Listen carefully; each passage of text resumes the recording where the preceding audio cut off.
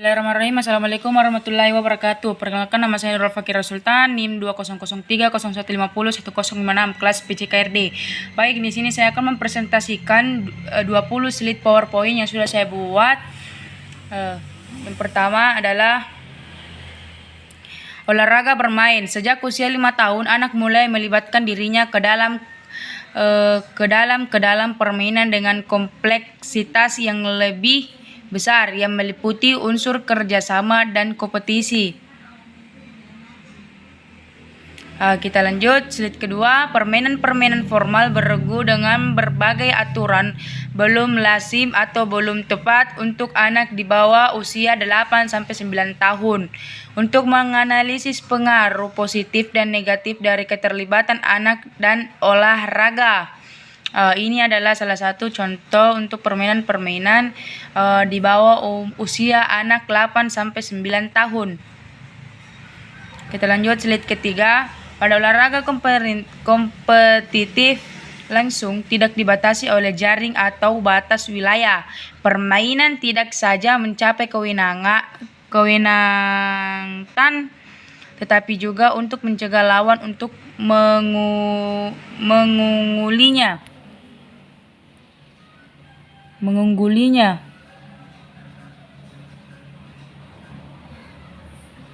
Kita lanjut, slide keempat. Hal ini dapat menimbulkan konflik langsung dan sering terjadi penyerangan langsung kepada lawan. Untuk mengurangi keberhasilan lawan dengan cara mengganggu secara langsung kepada lawan, seringkali sulit dibedakan antara penerapan penyerangan dan keterampilan dalam permainan dengan tidak kekerasan. Slide kelima. B. Manfaat olahraga bagi kesehatan dan kebugaran. Sehat dinamis adalah kondisi sehat yang diperoleh karena melakukan olahraga kesehatan secara teratur. Baca bab olahraga kesehatan. 3 komponen terpenting adalah 1. Daya tahan jantung atau paru-paru. 2. Kelentukan dan kekuatan. 3. Resiko lemak tubuh terhadap berat badan tanpa lemak. Slide ke-6. Aktivitas fisik yang adekuat akan mengurangi risiko. Terbagi menjadi 5. Yang pertama adalah kematian dini, yang kedua adalah kematian oleh penyakit jantung, yang ketiga terjadinya penyakit diabetes mellitus, 4 terjadinya penyakit hipertensi, 5 terjadinya penyakit kanker atau kolon. Kita lanjut, slide ke-7. Sehat dinamis yang demikian sangat vital bagi kita semua, baik anak-anak, dewasa maupun lansia. Anak-anak hendaknya didorong untuk melakukan olahraga yang meningkatkan kebugaran.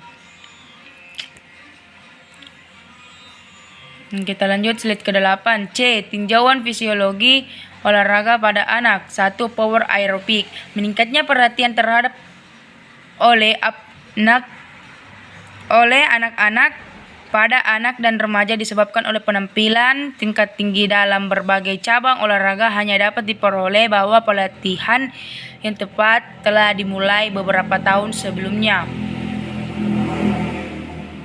Kita lanjut, slide ke-9. Pada tahun akhir-akhir ini telah banyak dilakukan penelitian terhadap perkembangan penampilan fisik pada anak-anak dan remaja. Dan ternyata kemampuan adaptasi anak terhadap pembebanan fisik sama dengan pada orang dewasa.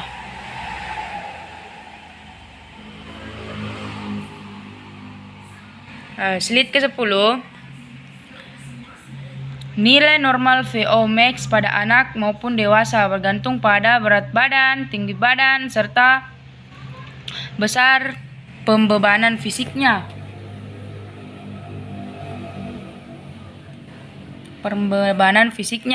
Lihat tabel. Bila nilai dalam tabel dibandingkan dengan nilai anak-anak yang belum menjalani latihan reguler. Ini adalah salah satu bentuk nilai formal VO max. Kita lanjut slide ke-11. Adaptasi sistem sirkulasi adalah paling efektif pada anak-anak dan remaja, khususnya bila pelatihan itu mencapai dampak pengembangan sistem respirasi dan sirkulasi. Slide ke-12. Power aerobik maksimal VO max yang merupakan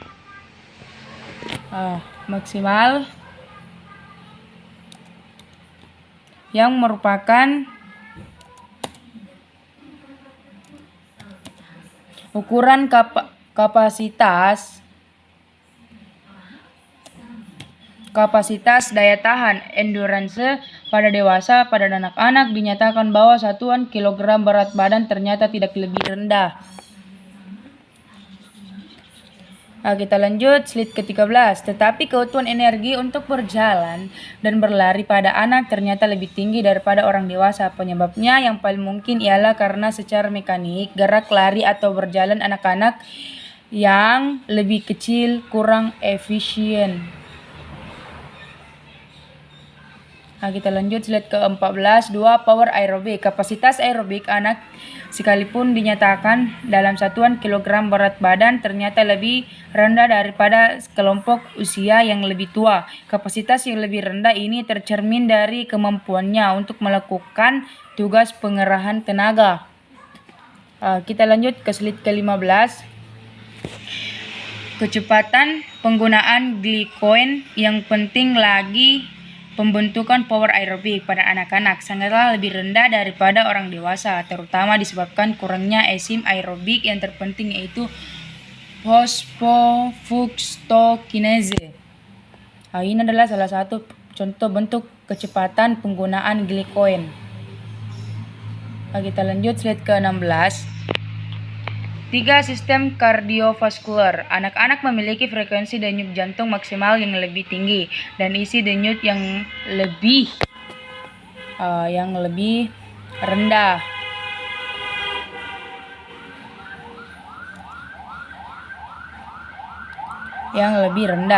Daripada orang dewasa, baik pada istirahat maupun pada olahraga. Kita lanjut slide ke-17.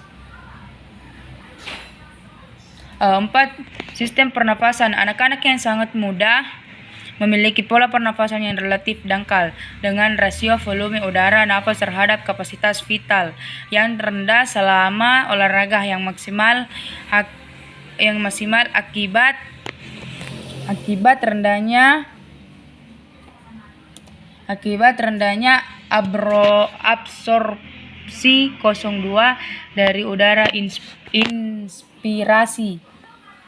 Kita lanjut slide ke-18. D. Tinjauan kesehatan olahraga pada anak. Umumnya latihan fisik memberi manfaat.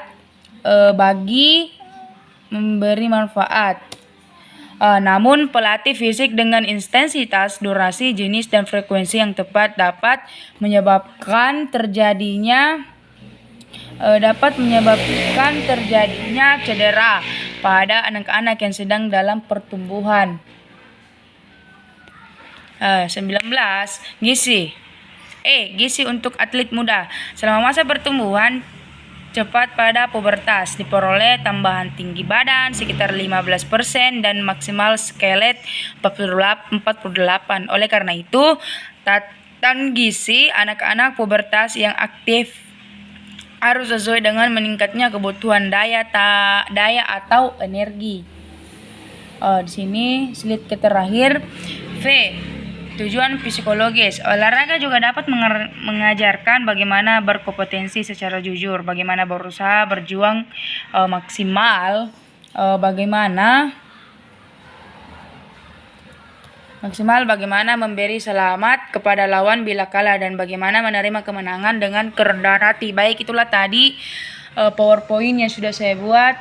Terima kasih. Wassalamualaikum warahmatullahi wabarakatuh.